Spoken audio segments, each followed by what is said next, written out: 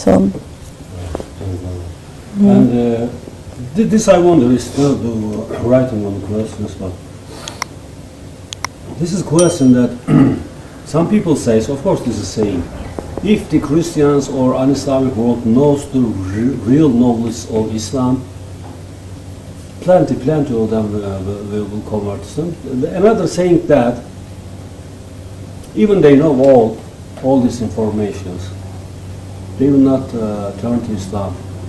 I say something summarized, but can you open this subject? What do you think? I mean, you understand what I'm talking? yeah. I think there's, as far as people not opening up to Islam, there's a lot of things that happen inside of our minds and our souls in which we cannot accept anything new. Most people, they don't like to change. Change is very uncomfortable. What will people say? I've always done it this way. And in Quran it talks about this, right? That we shouldn't just do what our parents did, our grandparents did, our forefathers did. We have to think for ourselves and make sense. But most people feel too afraid to do that. If you raise your children to just do exactly what you say and not think, they will just do that their whole life. But we have to teach our children to question and get good answers so that they are satisfied. And their whole life, they won't just follow everyone. They will lead by knowing what they're doing. Many people, I think, even if they learn about Islam, they don't accept Islam because of this. Because they're afraid to change. And they're afraid, they feel uncomfortable about that big change. Do you think that sometimes I wonder really? I think we cannot reach Islam, all the un-Islamic people. I think a lot of them they don't know, you know. This is my experience, because maybe after some years Islam come to the people's, how you say in English, diary, I mean, speakings. Now it's started to be famous. Unfortunately, because of some not good reasons that happened in somewhere else, this is not good. But Allah gives barakat, you know, barakat, that even because of this wrong behaviors, even because of those reasons, Islam is start to speak, and I think a lot of people, at least they wonder, they check. When they check, they understand. Because I met with a lot of converters in the USA. They said that even we were searching Quran, we were looking to look how it teach to make a bomb, you know. You understand what I'm talking? So it's crazy. I disappointed how it's possible.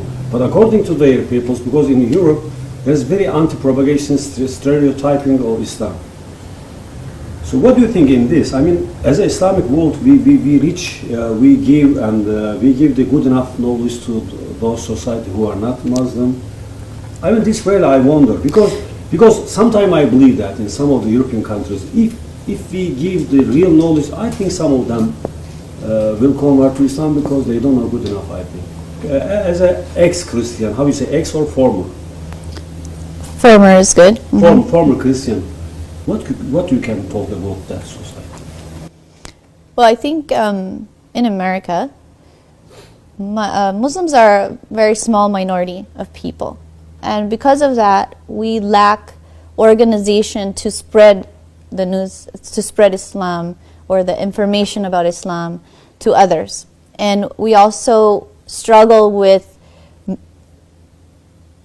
having our voices be heard to all of society and the media. We have groups that do this for us, political groups and activist groups that do this, but because our voice is actually not valued, we're also not asked to do those things. So there is a lot of misinformation, and there's a lot of, news is about bad news. There's hardly any news station that reports good news, right? They make money by reporting bad news. So the worse they can make it, the more money they make, right? And right now it's very popular to make Islam a topic of bad news. So we will have to suffer with this, and as Muslims we should just be the person or be the people that will show everyone that those comments are false. If we start following those things that they're saying are bad about us, then we are those people. We have to just be confident in who we are and not be afraid to let that show with other people. If I'm Muslim, I'm okay with that. And I'll tell you about it if you want to know. And not try to hide because this thing happened or that thing happened. That's those people. And we have to not feel like because I have the same name, I'm a Muslim and you're a Muslim, you say you're a Muslim anyway, just because we have that in common doesn't make me equal to that person who did something bad, you know. So I'm talking like about terrorism here, where there are terrorists and they defame our name, you know, as Muslims, and how do we cope with that, especially being a minority in other countries where we're not understood, and it is a challenge. And for some people in some areas, it's an actual fear, you know. You're afraid of how your kids will be treated in school, or you're afraid of going to the supermarket and just because you look different, everybody's looking at you, just you don't feel you can actually function normally as everyone else. And because of that, people, they start hiding and they start not talking about it, but this is wrong. We should actually realize that this is the way that it's meant to be. It's just that it's not understood. So I've had relatives come and ask me, I don't hear anybody saying your point of view. I said, we're trying. We're trying to tell you. I hope somebody would listen. No. What do you think? What do you think about Hajj? Have you been in Hajj? No, I haven't been to Hajj. Or Umrah, I haven't been. Inshallah, you will go. Inshallah. When you read Quran, what do you feel? What's Quran according to you? To me, Quran it's a searching for Allah's voice.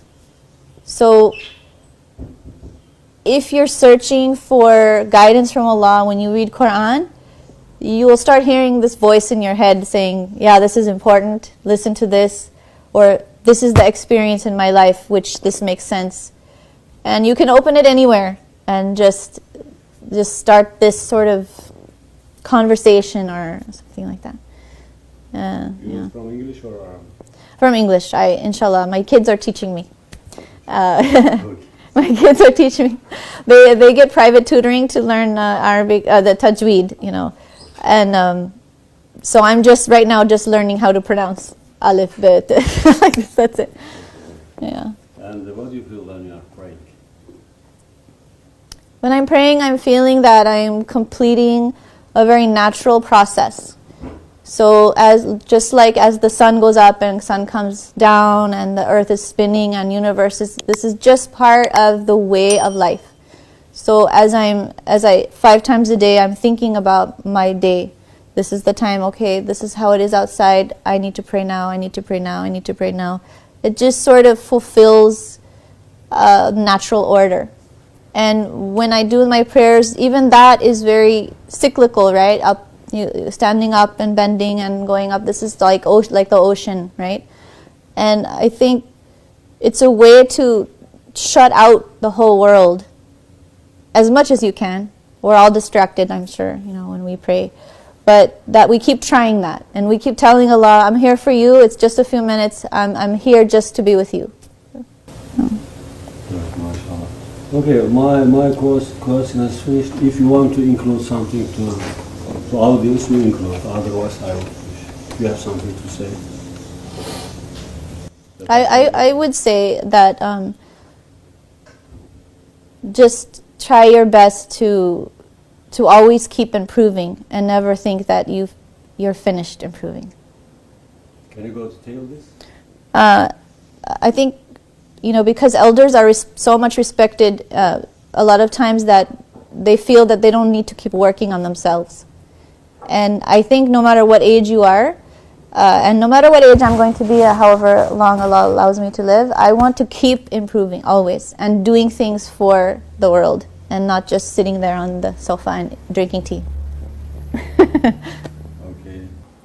Yeah, I'm Iqbal Hussain. I'm husband of Amy Hussain. When I moved to United States, I was living in Kansas City, and in 1994, I moved to Los Angeles, and I met my wife through one of my cousins. And when I met her, realized that she is really nice person, and then I like her, and through my cousin and going through and meeting them a few times, then later on we got married in '96, and the reason is I thought that we will have a really good relationship and good marriage life because of her nature and how she's helpful to other people, and will be a good person to raise children with. And how the marriage part was. You wanted to know how Marriage where had happened, Max?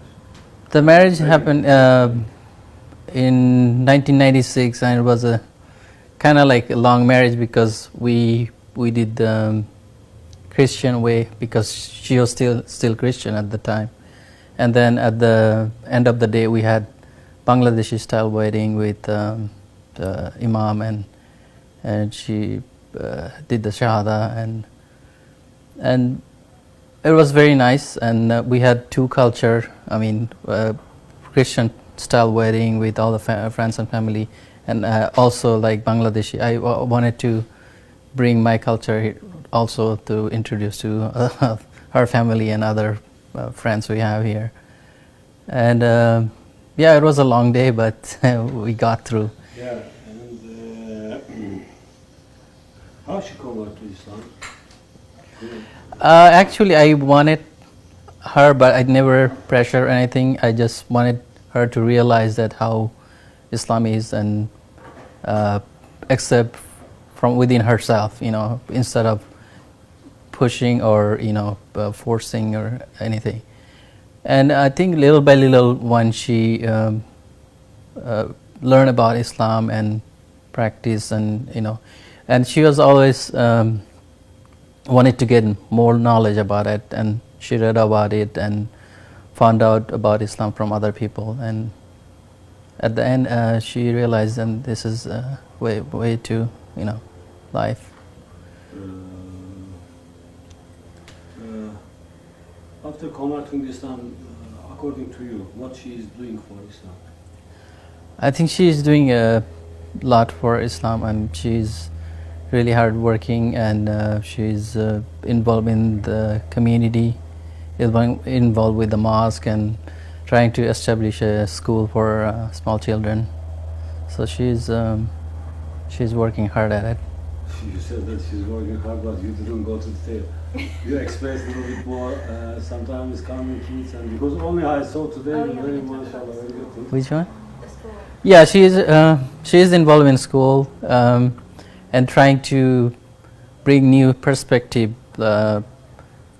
teaching kids through a little bit of fun, and get their deen stronger, and trying to implement new programs for children, and so they can bring Islam in their life and get their life better.